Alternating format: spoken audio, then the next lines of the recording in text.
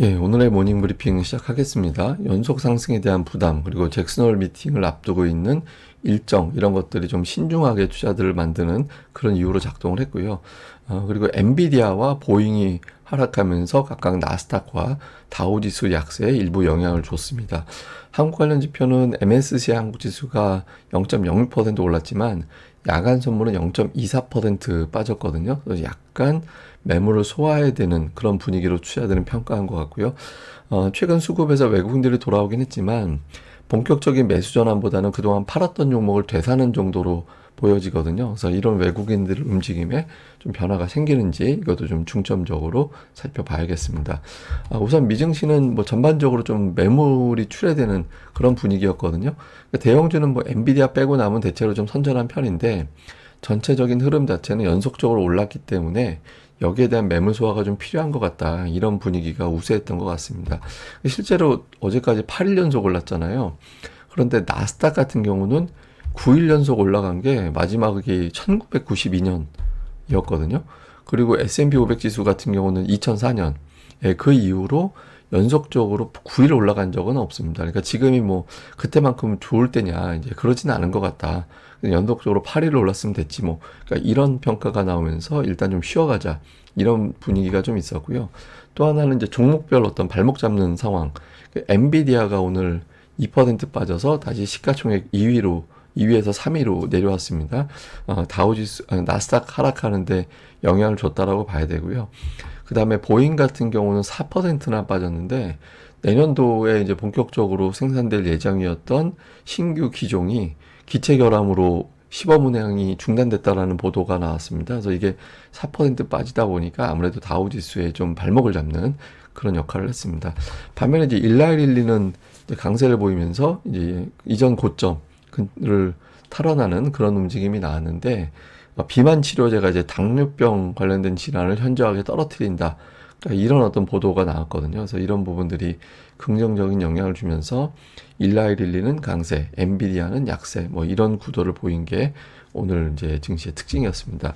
그리고 오늘 엔비디아 빠졌다라고 말씀을 드렸습니다만은 그 엔달러 환율이 오늘 또 하락했거든요. 뭐 뚜렷하게 이슈가 있었다라기보다는 아무래도 이게 그 잭슨홀 미팅 다가오면서 금리 인하에 대한 어떤 메시지가 강해지지 않을까? 그러면 아무래도 일본은 금리 인상하고 있는 상태니까 엔달러 환율 하락을 다시 자극할지도 모르겠다. 이런 우려가 있었습니다. 그러니까 최근에 엔달러 환율 빠지면 반도체 지수가 좀 약세를 보이는 경향이 있잖아요. 그래서 오늘 필라델피아 반도체 지수 빠졌고 오늘 엔비디아 하락한 이유 중에 하나도 아마 제가 보기에는 AMD 이슈도 있었습니다만은 환율에 대한 영향도 일부 좀 있지 않았을까 이렇게 또 추정이 되는 것 같습니다.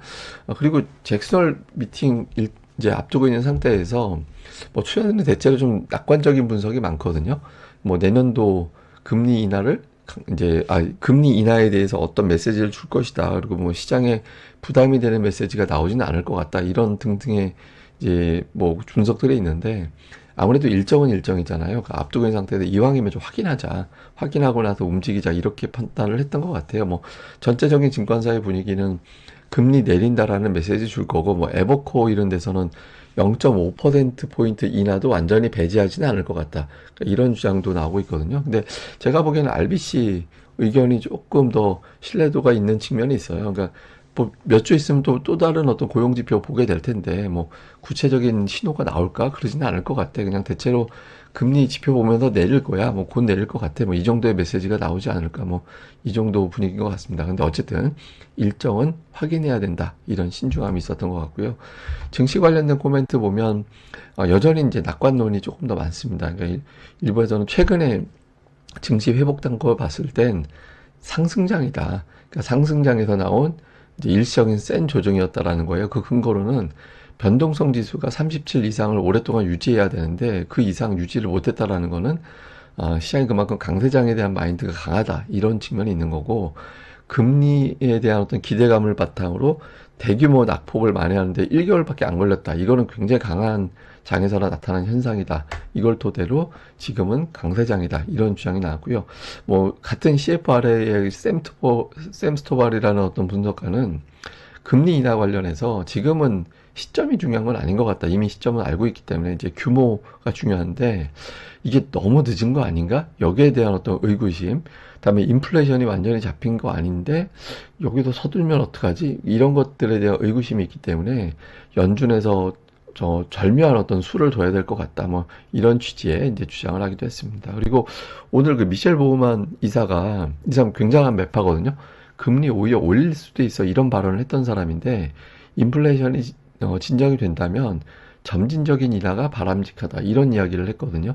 그래서 어제 닐 카시카리도 그렇고 보우만도 그렇고 좀 매파적인 인사인데 매파적인 인사들도 계속해서 이제 금리 인하 쪽으로 이야기를 해요. 그래서 처음에는 좋은가 보다 했는데 한편으로 약간 삐딱하게 보는 데선 뭐가 문제가 있나? 이런 어떤 의구심을 갖게 되는 뭐 그런 이유도 일부는 있었던 것 같습니다. 이게 최근에 고용 지표에 대한 불안이 좀 있긴 있어요. 이게 닉 티미라우스 기자가 이제 제기한 건데 구직 활동 비율이라든가 그다음에 실직 가능성 관련된 지표들 이런 것들을 보면 고용 지표가 이렇게 썩 좋은 건 아니다. 그러니까 최근에 고용 상황이 좋다고 하기에는 어렵다라고 평가될 수 있는 데이터들이 있어서 연준이 이걸 좀 의식한 것 같다. 그래서 뭐 그 또 고용 지표에 대한 불안이 또 제기가 된다라면 또 시장이 흔들릴 수 있잖아요. 근데 뭐 지금 뭐 흔들린다라는 정도까지는 아닌데 일부 데이터상으로는 고용 시장이 조금 압박을 받을 가능성은 없잖아 있다. 이 정도 투자자들이 선뜻 9일 연속 올라가기에는 좀 부담이 되는 거 아닌가?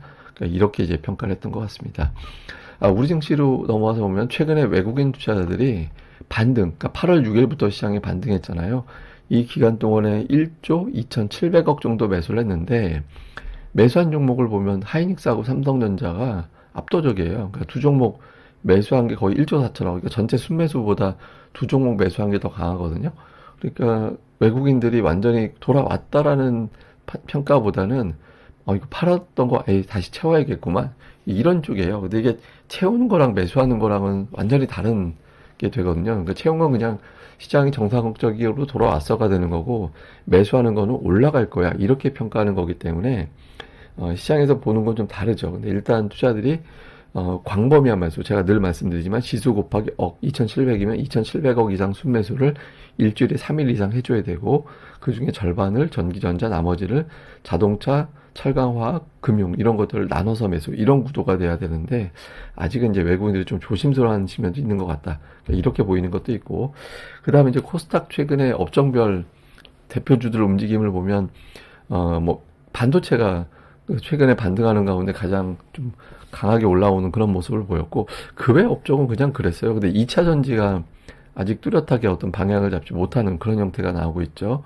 그런데 여기서 어쨌든 대장주가 한 두 개 업종 정도는 나와줘야 되거든요. 그래서 지금 뭐 반도체는 뭐 오늘 엔비디아 때문에 또 영향을 받겠습니다만은 예를 들어서 뭐 제약바이오 쪽이라든가 아니 뭐 게임도 좋고 엔터도 좋고 이제 2차 전지도 좋고 하여튼 이쪽에서 한두 개 정도가 좀 부상을 하면서 시장을 좀 어느 정도 지탱해주는 그런 역할을 해주는 게 필요한 시점입니다. 지금 코스피 같은 경우는 ADR이 과매수로 넘어오는 시점이라서 코스피는 또 그렇고 뭐 코스닥도 그렇고 이제 종목별 차별화가 나올 텐데 차별화는 잘못하면 시장이 좀 밀리기 쉬운 그런 구조가 되거든요. 그러니까 지수를 좀 지탱해 줄 만한 대형 업종 두 개 정도가 계속해서 등장을 해서 이제 좀 안전판 역할을 해주는 그런 게 필요합니다. 그래서 지금 뭐 반도체주 이외에 다른 종목에서 그런 역할을 해주는 종목이 나오게 되는지 이것도 좀 중점적으로 살펴봐야겠습니다. 뭐 좀 정리를 해보면 환율이 많이 빠졌거든요. 그러니까 환율이 내려왔다라는 거는 이제 좋은 거긴 한데 시장에서는 우리나라만 빠진 게 아니라 전 세계적으로 달러가 많이 빠지는 건 좋은 거잖아. 이렇게 해석이 되죠. 그러니까 이게 뭐 환율 하락에 대해서는 여러 가지 음모론을 비롯해서 되게 많아요. 근데 일부에서는 어떤 주장도 있냐면 최근에 시티에서 분석하는 거는 새로운 캐리 트레이드가 만들어졌다라는 거예요. 근데 엔화를 빌려서 하는 게 아니라 달러 돈을 조달을 해가지고 그게 신흥국 통화를 사고 있다. 그러니까 뭐 브라질, 터키 뭐 이런 거 사고 있고 그런 가운데 우리나라도 여기 들어가는 거라서 이런 과정에도 환율이 빠졌다라는 거예요. 그러니까 이렇게 빌드업 해놓고 나중에 주식 산다 뭐 이런 어떤 주장들도 일부는 있거든요. 그래서 또 다른 뭐 음모론에서는 그거예요. 뭐 환율만 떨어뜨려도 갖고 있는 주식의 평가이익이 올라가잖아요. 외국인 환차익 때문에. 그래서 또 환율을 떨어뜨려서 그런 걸 또 노리는 거다. 여러 가지 음모론이 있는데 어쨌든 뭐든지 외환시장은 완만한 게 필요합니다. 급한 것보다 완만할 때 좀 증시는 좋거든요. 그런 흐름이 나오는지. 그 다음에 저항대 돌파가 아직 안 되고 있거든요. 코스피 2700, 이제 코스닥은 800, 삼성전자 8만원, 하이닉스 20만원. 그러니까 이거를 돌파하고 이게 지지선으로 바뀌어지면 대기하고 있던 자금이 또 들어올 수 있거든요. 그러니까 그런 구도를 만들어내야 되는 시기다라는 점. 그 다음에 앞서 말씀드렸던 대로 외국인들이 매수를 하는 게 아니라 팔았던 걸 다시 사는 그 정도 흐름인데, 여기서 이제 다시 매수를 가동을 해주는 그런 움직임이 나와야겠죠. 근데 아무래도 잭슨홀 미팅, 그 다음에 엔비디아 실적까지는 투자자들이 좀 판단하고 싶어 할 겁니다. 그래서 그때 전까지는 조금 제가 뭐 표현을 뭐 오락가락, 울퉁불퉁 그런 표현 드렸습니다만, 이제 그런 구도가 만들어질 가능성이 높죠. 그리고 제약과 반도체가 지금 시속 계속 벌이고 있잖아요. 어제 하이닉스 올라가니까 삼성바이오는 또 빠졌죠. 이 시속 게임이 의미는 뭐냐면, 시장이 충분한 어떤 상승 모멘텀은 아직은 없고 돈도 충분하지 않다라는 거예요. 돈 많으면 뭐 다 올리죠 뭐. 아직은 그런 건 아니다라는 거니까 시장은 현재는 신중 모드에 진입해 있다. 기술적 반등 이후에 신중한 어떤 상황으로 와 있다라고 봐야 돼서, 이럴 때는 그냥 돈하고 종목이 밀어붙이면 되거든요. 그러니까 뭐 외국인들이 그냥 느닷없이 세게 사거나 아니면 대형주들이 지수를 그냥 강제로 끌어올리거나 이런 구도가 나와줘야 되는 시기라서, 뭐 그런 게 나오기 전까지는 조금 투자들이 오락가락 올라갔다 빠졌다, 이게 좀 오락가락하는 그런 구간이다, 이렇게 보는 시각이 많을 겁니다. 그리고 오늘 그 미국 대선 후보 관련해서는 트럼프보다 지금 해리스가 배팅, 이거는 뭐 지지율을 얘기하는 게 아니라 이제 배팅 얘기하는 거거든요. 그 해리스 쪽에 조금 무게가 실리고 있는데, 뭐 저는 지금도 한 달 전에 그 트럼프가 막 우세할 때 제가 그런 말씀 드렸잖아요. 트럼프가 이긴다라고 장담하는 건 오히려 위험한 것 같다고. 근데 지금도 마찬가지예요. 지금도 뭐 해리스가 이긴다고 장담하는 거는 위험하거든요. 그러니까 투자자들이 지금은 구도 자체가 그런 것 같습니다. 그러니까 해리스 트레이드를 해야 되는지 트럼프 트레이드를 해야 되는지 오락가락 하거든요. 그래서 이런 어떤 정치적인 어떤 변수 자체도 시장이 어느 정도 보고는 해놓지만 추세적으로 밀어붙이기에는 좀 확인하고 싶은데, 이런 걸 또 자극을 하는 것 같아요. 그래서 미국은 전체적으로 확인하고 싶어 하는 게 너무 많아져서, 조금 여기서는 좀 신중해져 있는 그런 구간으로 좀 들어간 것 같다, 이렇게 평가를 해볼 수 있겠습니다. 뭐 자세한 건 제가 또 다음 방송에서 내용을 전달해 드리겠습니다. 이 방송 구독하기와 좋아요까지 꼭 좀 부탁드립니다. 감사합니다.